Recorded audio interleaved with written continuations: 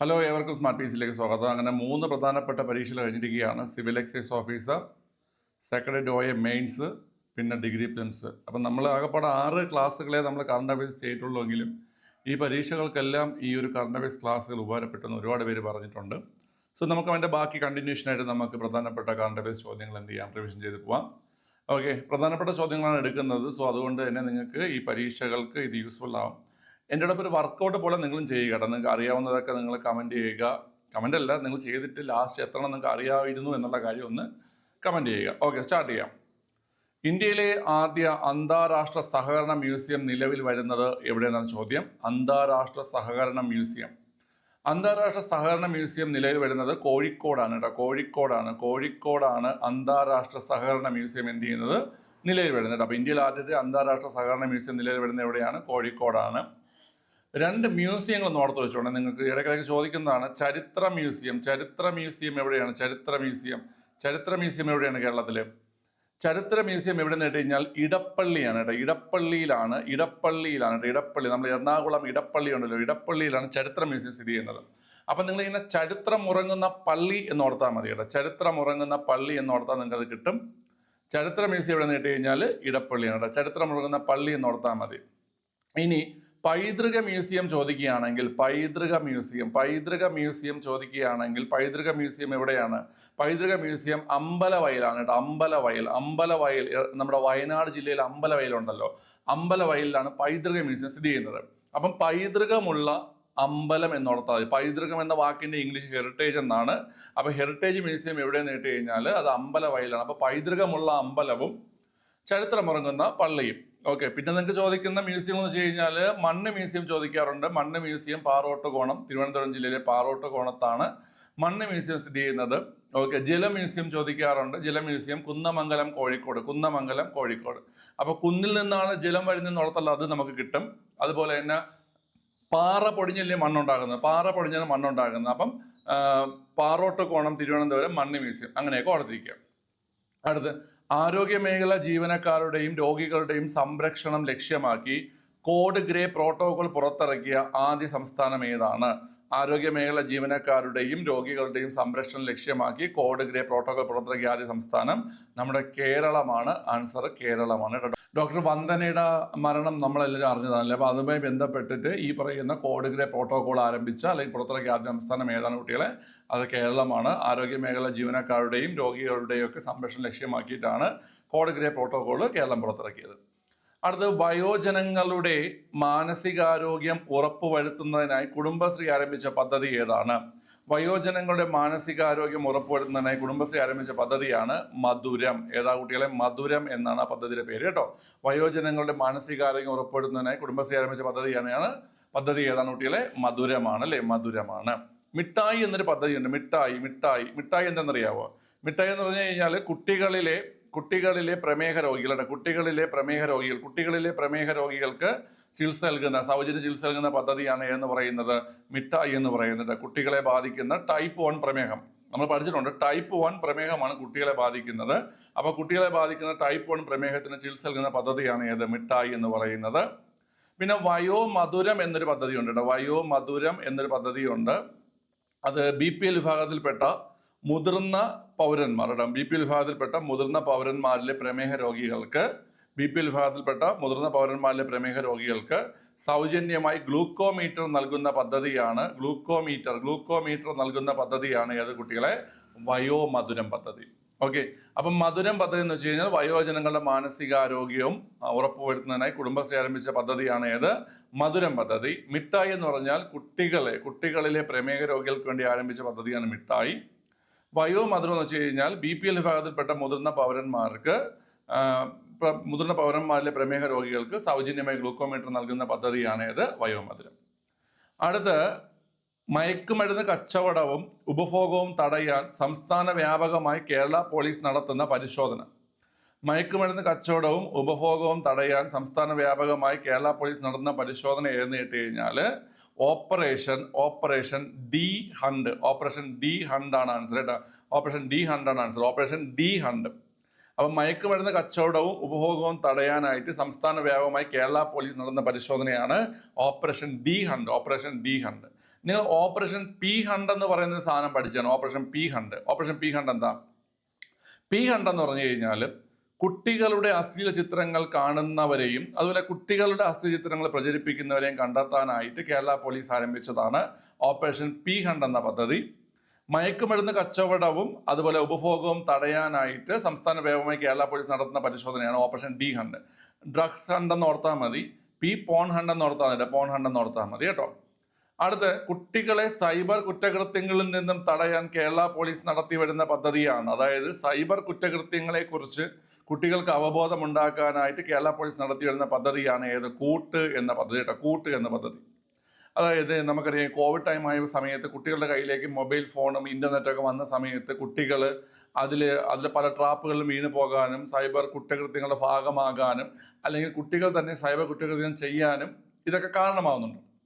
So കുട്ടികൾക്ക് എന്ത് ചെയ്യണം? ഈ പറയുന്ന സൈബർ കുറ്റകൃത്യങ്ങളെ കുറിച്ചുള്ള അവബോധം ഉണ്ടായി കൊടുക്കണം. അപ്പോൾ അതിനു വേണ്ടിയിട്ട് കേരള പോലീസിന്റെ നേതൃത്വത്തിൽ ആരംഭിച്ച പദ്ധതിയാണ് ഏതെന്ന് പറയുന്നത്? കൂട്ട് എന്ന് പറയുന്നത്.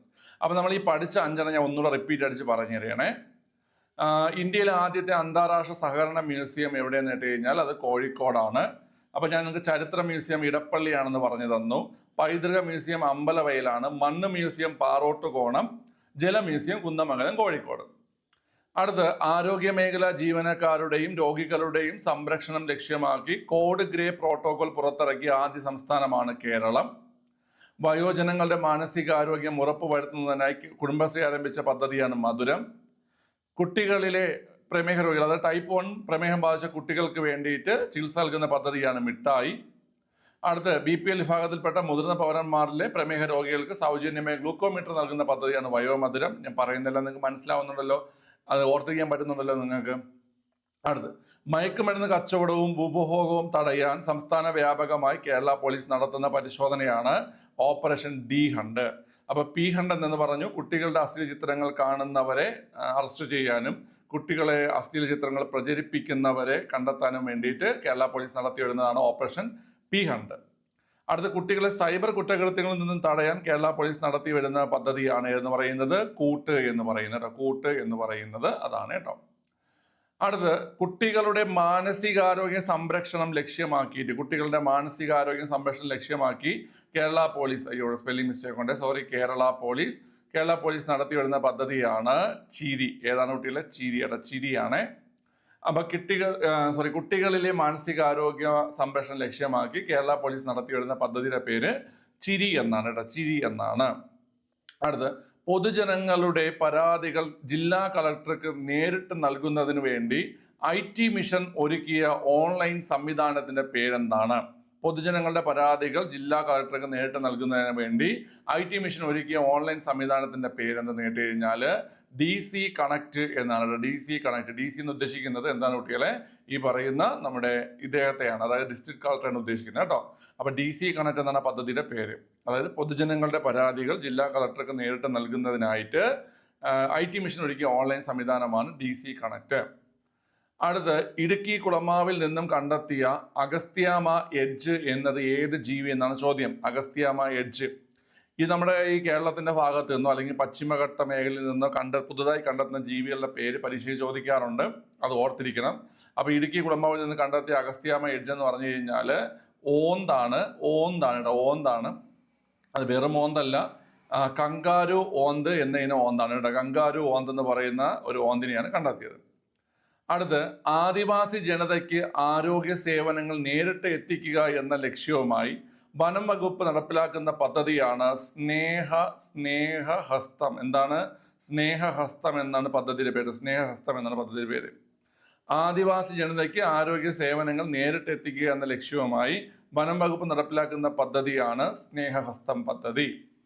അടുത്ത് സാമൂഹ്യ സുരക്ഷാ മിഷൻ ഡിമൻഷ്യ സൗഹൃദമാക്കുന്നതിന് വേണ്ടി, നമ്മുടെ കേരളത്തെ ഡിമൻഷ്യ സൗഹൃദമാക്കുന്നതിന് വേണ്ടിയിട്ട് ആരംഭിച്ച പദ്ധതി. ഡിമൻഷ്യ എന്ന് പറഞ്ഞാൽ മറവി രോഗത്തെ എങ്ങനെ നമ്മൾ ഡിമൻഷ്യ എന്ന് പറയുന്നത് കേട്ടോ. അപ്പൊ ഡിമൻഷ്യ എന്ന് വെച്ചാൽ മറവി രോഗമാണ്. അപ്പൊ അതിന്റെ പേരാണ് ഓർമ്മത്തോണി. എന്താ കുട്ടികളെ? ഓർമ്മത്തോണി എന്നാണ് പദ്ധതിയുടെ പേര് കേട്ടോ. അപ്പൊ നമ്മുടെ കേരളത്തെ ഡിമൻഷ്യ സൗഹൃദ സംസ്ഥാനമാക്കാൻ വേണ്ടിയിട്ട് സാമൂഹ്യ സുരക്ഷാ മിഷൻ ആരംഭിച്ച പദ്ധതിയാണ് ഏത് കുട്ടികളെ? ഓർമ്മത്തോണി എന്നത്.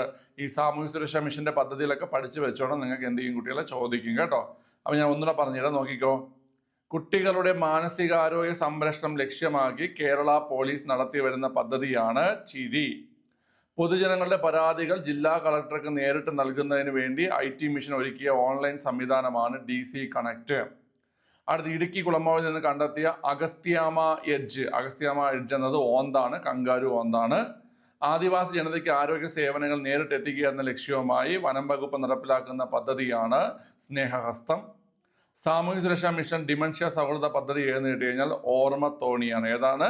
ഓർമ്മത്തോണിയാണ് പദ്ധതി. ഓക്കെ അല്ലേ? ക്ലിയർ ആണ്. അടുത്ത ചോദ്യം, കേരളത്തിലെ ആദ്യത്തെ സൗജന്യ വൈഫൈ പാർക്ക് ഏതാണ്? കേരളത്തിൽ ആദ്യത്തെ സൗജന്യ വൈഫൈ പാർക്ക് എന്ന് കേട്ട് കഴിഞ്ഞാൽ മാനാഞ്ചിറ സ്ക്വയർ ആണ് കേരളത്തിൽ ആദ്യത്തെ സൗജന്യ വൈഫൈ പാർക്ക് കേട്ടോ. അപ്പൊ കേരളത്തിൽ ആദ്യത്തെ സൗജന്യ വൈഫൈ പാർക്ക് മാനാഞ്ചിറ സ്ക്വയർ ആണ്. ഇനി അടുത്ത് കേരളത്തിൽ ആദ്യത്തെ സൗജന്യ വൈഫൈ ഗ്രാമപഞ്ചായത്ത് എന്ന് കേട്ട് കഴിഞ്ഞാൽ സൗജന്യ വൈഫൈ ഗ്രാമപഞ്ചായത്ത് ഇരവിപേരൂരാണ്. ഇരവിപേരൂരാണ് കേരളത്തിൽ ആദ്യത്തെ സൗജന്യ വൈഫൈ ഗ്രാമപഞ്ചായത്ത്. ഇരവിപേരൂർ ഏത് ജില്ലയിൽ നിന്നറിയോ? പത്തനംതിട്ട ജില്ലയിലാണ് ഇരവിപേരൂർ കേട്ടോ. പത്തനംതിട്ട ജില്ലയിലാണ് ഇരവിപേരൂർ. ഓക്കെ, ആരെങ്കിലും ഇരവിപേരൂരിൽ നിന്ന് ക്ലാസ് കാണുന്ന ആരെങ്കിലും ഉണ്ടെങ്കിൽ കമന്റ് ചെയ്യുക കേട്ടോ. ഓക്കെ, അടുത്ത് 37ാമത് കേരള ശാസ്ത്ര കോൺഗ്രസിന്റെ വേദി നമ്മുടെ വെള്ളാനിക്കര കാർഷിക സർവകലാശാല. വെള്ളാനിക്കര കാർഷിക സർവകലാശാലയായിരുന്നു 37ാമത് ശാസ്ത്ര കോൺഗ്രസിന് വേദിയായത്. വെള്ളാനിക്കര കാർഷിക സർവകലാശാലയായിരുന്നു. അടുത്ത് കേരളത്തിൽ ആദ്യ ദീപാലങ്കൃത പാലം ഏതെന്ന് കേട്ട് കഴിഞ്ഞാൽ ഫറോക്ക് ആണ് കേട്ടോ. നമ്മുടെ കോഴിക്കോട് ജില്ലയിലെ ഫറോക്ക് പാലമാണ് കേരളത്തിൽ ആദ്യത്തെ ദീപാലങ്കൃത പാലം. ഏതാണ് കുട്ടികളെ? കോഴിക്കോട് ജില്ലയിലെ ഫറോക്ക് പാലമാണ്. സമ്പൂർണ്ണ ഭരണഘടനാ സാക്ഷരത നേടുന്ന ഇന്ത്യയിലെ ആദ്യ ജില്ല ഏതാണ്? സമ്പൂർണ്ണ ഭരണഘടനാ സാക്ഷരത നേടുന്ന ഇന്ത്യയിലെ ആദ്യത്തെ ജില്ല നമ്മുടെ കൊല്ലം ജില്ലയാണ് കേട്ടോ. കൊല്ലം ജില്ലയാണ് സമ്പൂർണ്ണ ഭരണഘടനാ സാക്ഷരത നേടുന്ന ഇന്ത്യയിലെ ആദ്യത്തെ ജില്ല. ഏതാണ് കുട്ടികളെ? കൊല്ലം ജില്ലയാണ്. അപ്പൊ കൊല്ലം ജില്ലയിൽ നിന്ന് PSC പഠിക്കുന്ന കുട്ടികൾക്ക് ഭരണഘടനയിൽ നിന്നുള്ള എല്ലാ ചോദ്യങ്ങൾക്കും ഉത്തരം കിട്ടാറുണ്ടോ? ഒന്ന് പറയണേ, ഒന്ന് കമന്റ് ചെയ്യണേ. അടുത്ത് സ്കൂൾ പാഠപുസ്തകങ്ങളിൽ ഭരണഘടന ആമുഖം ഉൾപ്പെടുത്തിയ ആദ്യ സംസ്ഥാനം ഏതാണ്? നമ്മുടെ സ്കൂൾ ടെക്സ്റ്റിൽ നമ്മുടെ കോൺസ്റ്റിറ്റ്യൂഷന്റെ പ്രിയാമ്പിൾ ഉൾപ്പെടുത്തിയ ആദ്യ സംസ്ഥാനം നമ്മുടെ സ്വന്തം കേരളമാണ് ആൻസർ കേട്ടോ. സ്കൂൾ പാഠപുസ്തകങ്ങളിൽ ഭരണഘടന ആമുഖം ഉൾപ്പെടുത്തിയ ആദ്യ സംസ്ഥാനം ഏതാണ് കുട്ടികളെ? കേരളമാണ്. പരിസ്ഥിതി ബജറ്റ് അവതരിപ്പിക്കുന്ന ആദ്യ സംസ്ഥാനം ഏതാണ്? പരിസ്ഥിതി ബജറ്റ് അവതരിപ്പിക്കുന്ന ആദ്യ സംസ്ഥാനവും നമ്മുടെ സ്വന്തം കേരളം തന്നെയാണ്. പരിസ്ഥിതി ബജറ്റ് അവതരിപ്പിക്കുന്ന ആദ്യ സംസ്ഥാനം. നിലവിലെ പരിസ്ഥിതി വകുപ്പ് കൈകാര്യം ചെയ്യുന്ന മന്ത്രി ആണെന്നറിയാമോ? പരിസ്ഥിതി വകുപ്പ് കൈകാര്യം ചെയ്യുന്ന മന്ത്രി നമ്മുടെ CM ആണ്, പിണറായി വിജയനാണ് പരിസ്ഥിതി വകുപ്പ് എന്ത് ചെയ്യുന്നത്? കൈകാര്യം ചെയ്യുന്നത്. ഓക്കെ, അത് മാത്രമല്ല ഈ പരിസ്ഥിതി വകുപ്പ് മന്ത്രിയാണ് നമ്മുടെ തണ്ണീർത്തട സംരക്ഷണ അതോറിറ്റി ഉണ്ടല്ലോ. തണ്ണീർത്തട സംരക്ഷണ അതോറിറ്റിയുടെ ചെയർമാനായിട്ട് വരുന്നത് പരിസ്ഥിതി വകുപ്പ് മന്ത്രിയാണ്, അല്ലെങ്കിൽ വനം വകുപ്പ് മന്ത്രിയാണ്. പരിസ്ഥിതി വകുപ്പ് മന്ത്രിയോ വനം വകുപ്പ് മന്ത്രിയോ ആണ് തണ്ണീർത്തട അതോറിറ്റിയുടെ ചെയർമാനായിട്ട് വരുന്നത്. ഓക്കെ, അടുത്ത് കേരളത്തിലെ ആദ്യ സൗജന്യ വൈഫൈ പാർക്ക്, ഇത് ഞാൻ ഒന്നുകൂടെ പറഞ്ഞു തരാനാണ്. കേരളത്തിലെ ആദ്യ സൗജന്യ വൈഫൈ പാർക്ക് മാനാഞ്ചിറ സ്ക്വയർ ആണ്. ഇനി ആദ്യത്തെ സൗജന്യ വൈഫൈ ഗ്രാമപഞ്ചായത്ത് ഇരവിപേരൂർ പത്തനംതിട്ട. 37ാമത് കേരള ശാസ്ത്ര കോൺഗ്രസിന്റെ വേദി വെള്ളാനിക്കര കാർഷിക സർവകലാശാലയാണ്. കേരളത്തിലെ ആദ്യത്തെ ദീപാലങ്കൃത പാലം ഫറോക്ക് പാലം കോഴിക്കോട്. സമ്പൂർണ്ണ ഭരണഘടനാ സാക്ഷരത നേടുന്ന ഇന്ത്യയിലെ ആദ്യത്തെ ജില്ല എന്ന് കേട്ട് കഴിഞ്ഞാൽ കൊല്ലമാണ്. ഓക്കെ, സ്കൂൾ പാഠപുസ്തകങ്ങളിൽ ഭരണഘടന ആമുഖം ഉൾപ്പെടുത്തിയ ആദ്യ സംസ്ഥാനം കേരളം. പരിസ്ഥിതി ബജറ്റ് അവതരിപ്പിക്കുന്ന ആദ്യ സംസ്ഥാനവും ഏതാണ് കുട്ടികളെ? കേരളമാണ്. പരിസ്ഥിതി വകുപ്പ് മന്ത്രി പിണറായി വിജയൻ. ഓക്കെ, അടുത്ത ചോദ്യം മനുഷ്യ വന്യജീവി സംഘർഷം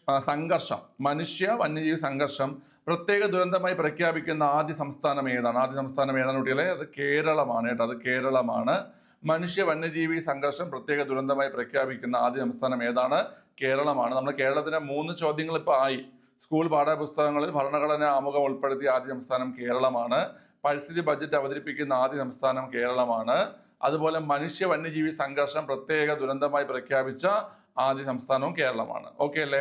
അടുത്ത് സമ്പൂർണ്ണ ഡിജിറ്റൽ സാക്ഷരതാ പദ്ധതി, അതായത് കേരളത്തെ സമ്പൂർണ്ണ ഡിജിറ്റൽ സാക്ഷരതയാക്കുന്നതിന് വേണ്ടിയിട്ട് ആരംഭിച്ച പദ്ധതിയാണ് ഡിജി കേരളം പദ്ധതി. ഡിജി കേരളം പദ്ധതി ഏത് പദ്ധതി കുട്ടികളെ?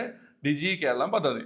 അപ്പൊ കേരളത്തിനെ സമ്പൂർണ്ണ ഡിജിറ്റൽ സാക്ഷരത സംസ്ഥാനമാക്കുന്നതിന് വേണ്ടി ആരംഭിച്ച പദ്ധതിയാണ് ഡിജി കേരളം പദ്ധതി. ഈ ഡിജി കേരളം പദ്ധതി നടത്തുന്നത് തദ്ദേശ സ്വയംഭരണ വകുപ്പാണ്. തദ്ദേശ സ്വയംഭരണ വകുപ്പ് എന്ന് വെച്ച് കഴിഞ്ഞാൽ നമ്മുടെ LSTD, local self government department. Okay, ആരാ മന്ത്രി? തദ്ദേശ സ്വയംഭരണ വകുപ്പ് മന്ത്രി ആരാ കുട്ടികളെ? തദ്ദേശ സ്വയംഭരണ വകുപ്പ് മന്ത്രി നമ്മുടെ MB രാജേഷ് ആണ്, അല്ലെ? MB രാജേഷ് ആണ് തദ്ദേശ സ്വയംഭരണ വകുപ്പ് മന്ത്രി. അദ്ദേഹം തന്നെയാണ് എക്സൈസ് വകുപ്പ് മന്ത്രി. അദ്ദേഹം തന്നെയാണ് പാർലമെന്ററി കാര്യ വകുപ്പ് മന്ത്രിയും. ആര് തന്നെയാണ്? ഈ പറയുന്ന MB രാജേഷ് തന്നെയാണ് കേട്ടോ. അതായത് തദ്ദേശ സ്വയംഭരണം, എക്സൈസ്, അതുപോലെ തന്നെ നമ്മുടെ പാർലമെന്ററി കാര്യ വകുപ്പ് മന്ത്രിയും ആര് തന്നെയാണ്? ഇദ്ദേഹം തന്നെയാണ്. അടുത്ത് ആദ്യ സമ്പൂർണ്ണ ഡിജിറ്റൽ സാക്ഷരതാ ഗ്രാമപഞ്ചായത്ത്, അത് പുല്ലമ്പാറയാണ് കേട്ടോ. തിരുവനന്തപുരം ജില്ലയിലെ പുല്ലമ്പാറയാണ് ആദ്യത്തെ സമ്പൂർണ്ണ ഡിജിറ്റൽ സാക്ഷരതാ ഗ്രാമപഞ്ചായത്ത്. ഈ പുല്ലമ്പാറ നമ്മളിവിടെ നടത്താണ്. എനിക്ക് ഇവിടെ നിന്നൊരു 12 കിലോമീറ്ററേ ഉള്ളൂ ഈ പുല്ലമ്പാറ പോകാൻ. ഓക്കെ, അത്രേ വരത്തുള്ളൂ പുല്ലമ്പാറയൊക്കെ പോകാൻ. ഓക്കെ, ക്ലിയർ ആണല്ലോ. പിന്നെ ഈ പുല്ലമ്പാറയ്ക്ക് വേറൊരു പുരസ്കാരം കിട്ടി. നമ്മളെ ഈ കേന്ദ്ര സർക്കാരിന്റെ പുരസ്കാരം കേട്ടോ. കേന്ദ്ര സർക്കാരിന്റെ ഈ വാട്ടർ മാനേജ്മെന്റുമായി ബന്ധപ്പെട്ടിട്ടുള്ള പുരസ്കാരം ലഭിച്ച കേരളത്തിലെ പഞ്ചായത്ത് കൂടിയാണ് എന്ന് പറയുന്നത് പുല്ലമ്പാറ. അപ്പൊ ആദ്യത്തെ സമ്പൂർണ്ണ ഡിജിറ്റൽ സാക്ഷരതാ ഗ്രാമപഞ്ചായത്ത് പുല്ലമ്പാറയാണ്. കേന്ദ്ര സർക്കാരിന്റെ പുരസ്കാരം ലഭിച്ചത് ആർക്കാണ്? പുല്ലമ്പാറയ്ക്കാണ്. ആദ്യ സമ്പൂർണ്ണ ഡിജിറ്റൽ സാക്ഷരതാ ബ്ലോക്ക് പഞ്ചായത്ത് കിളിമാനൂരാണ് കേട്ടോ. സമ്പൂർണ്ണ ഡിജിറ്റൽ സാക്ഷരതാ ബ്ലോക്ക് പഞ്ചായത്ത് കിളിമാനൂരാണ്. ആദ്യത്തെ സമ്പൂർണ്ണ ഡിജിറ്റൽ സാക്ഷരതാ നഗരസഭ ആന്തൂർ നഗരസഭയാണ് കേട്ടോ. ആന്തൂർ നഗരസഭയാണ് ആദ്യത്തെ സമ്പൂർണ്ണ ഡിജിറ്റൽ സാക്ഷരതാ നഗരസഭ. ആന്തൂർ നഗരസഭയാണ്. ഇനി സമ്പൂർണ്ണ ഡിജിറ്റൽ സാക്ഷരതാ നഗരം ചോദിക്കുകയാണെങ്കിൽ അത് മൂവാറ്റുപുഴയാണ് കേട്ടോ. മൂവാറ്റുപുഴയാണ് കേരളത്തിൽ ആദ്യത്തെ സമ്പൂർണ്ണ ഡിജിറ്റൽ സാക്ഷരതാ നഗരം, മൂവാറ്റുപുഴ. അടുത്ത് ആദ്യ സമ്പൂർണ്ണ ഡിജിറ്റൽ സാക്ഷരതാ ജില്ല ചോദിക്കുകയാണെങ്കിൽ അത് എറണാകുളമാണ് ആദ്യത്തെ സമ്പൂർണ്ണ ഡിജിറ്റൽ സാക്ഷരതാ ജില്ല. ആദ്യത്തെ സമ്പൂർണ്ണ ഡിജിറ്റൽ സാക്ഷരതാ നിയോജക മണ്ഡലം ഏതെന്ന് കേട്ട് കഴിഞ്ഞാൽ അത് തളിപ്പറമ്പാണ് കേട്ടോ. തളിപ്പറമ്പാണ് ആദ്യത്തെ സമ്പൂർണ്ണ ഡിജിറ്റൽ സാക്ഷരതാ നിയോജക മണ്ഡലം തളിപ്പറമ്പാണ്. അടുത്ത ഇന്ത്യയിൽ ആദ്യത്തെ സമ്പൂർണ്ണ ഡിജിറ്റൽ സാക്ഷരതാ സംസ്ഥാനം നമ്മുടെ കേരളമാണ് കേട്ടോ. നമ്മുടെ ഡിജിറ്റൽ സാക്ഷരതാ സംസ്ഥാനം ഏതെന്ന് കുട്ടിയാൽ അത് കേരളമാണ്. ഓക്കെ, അപ്പോൾ ഇത്രയും ക്വസ്റ്റ്യൻസും കൂടെ ഒന്നുകൂടെ നമുക്ക് നോക്കിയിട്ട് എന്ത് ചെയ്യാം, വൈൻഡ് അപ്പ് ചെയ്യാം. ഓക്കെ, കുറച്ച് ക്വസ്റ്റ്യൻ എടുത്തിട്ടുള്ളെങ്കിലും അതെല്ലാം ഇമ്പോർട്ടൻ്റ് ആയിട്ടുള്ള ക്വസ്റ്റ്യൻസ് ആണ്, നന്നായിട്ട് പഠിക്കുക. മനുഷ്യ വന്യജീവി സംഘർഷം പ്രത്യേക ദുരന്തമായി പ്രഖ്യാപിക്കുന്ന ആദ്യ സംസ്ഥാനമാണ് കേരളം. കേരളത്തിലെ സമ്പൂർണ്ണ ഡിജിറ്റൽ സാക്ഷരതാ പദ്ധതിയാണ് ഡിജി കേരളം. നടത്തുന്നത് LSTD വകുപ്പാണ്. മന്ത്രി MB രാജേഷ്. അദ്ദേഹത്തിന്റെ മറ്റ് വകുപ്പുകൾ നമ്മൾ പറഞ്ഞു ഏതൊക്കെയാണ്? എക്സൈസും ഉണ്ട്, പാർലമെന്ററി കാര്യമുണ്ട്. അടുത്ത ആദ്യ സമ്പൂർണ്ണ ഡിജിറ്റൽ സാക്ഷരതാ ഗ്രാമപഞ്ചായത്ത് പുല്ലമ്പാറ. കേന്ദ്ര സർക്കാരിന്റെ പുരസ്കാരം ലഭിച്ചതും പുല്ലമ്പാറയ്ക്കാണ്. ആദ്യ ഡിജിറ്റൽ സാക്ഷരതാ ബ്ലോക്ക് പഞ്ചായത്ത് കിളിമാനൂർ. ഡിജിറ്റൽ സാക്ഷരതാ നഗരസഭ ആന്തൂർ. ഡിജിറ്റൽ സാക്ഷരതാ നഗരം മൂവാറ്റുപുഴ. ഡിജിറ്റൽ സാക്ഷരതാ ജില്ല എറണാകുളം. ഡിജിറ്റൽ സാക്ഷരതാ നിയോജക മണ്ഡലം തളിപ്പറമ്പാണ്. അടുത്ത് ആദ്യ സമ്പൂർണ്ണ ഡിജിറ്റൽ സാക്ഷരതാ സംസ്ഥാനം ഏതാണ് കുട്ടികളെ? നമ്മുടെ കേരളമാണ് കേട്ടോ. കേരളമാണ്. ഓക്കെ അല്ലേ? അപ്പോൾ ഇത്രയും ക്വസ്റ്റ്യൻസ് നിങ്ങൾക്ക് എനിക്ക് തോന്നുന്നു ഓൾമോസ്റ്റ് എല്ലാവരും എല്ലാം ശരിയായി കാണും. കാരണം അത്യാവശ്യം ഈസി ആയിട്ടുള്ള ക്വസ്റ്റ്യൻസ് ആണ് എടുത്തിട്ടുള്ളത്. എത്ര മാർക്ക് ഉണ്ടെന്നുള്ള കാര്യം നിങ്ങൾ കമൻറ്റ് ചെയ്യുക. വേറെ എന്തെങ്കിലും സജഷൻസോ മറ്റോ ഒക്കെ ഉണ്ടെങ്കിൽ കമൻറ്റ് ചെയ്യുക. നമുക്ക് അടുത്തൊരു വീഡിയോ കാണാം. Okay, by.